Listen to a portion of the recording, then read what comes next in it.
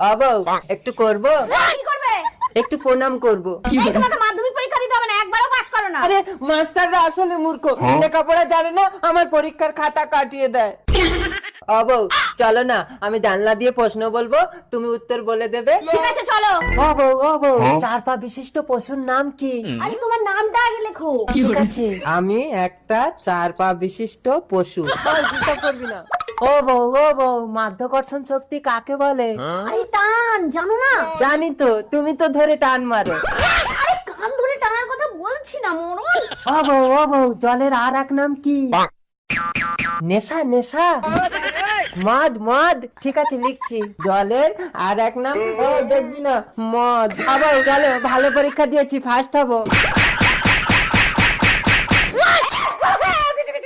আরে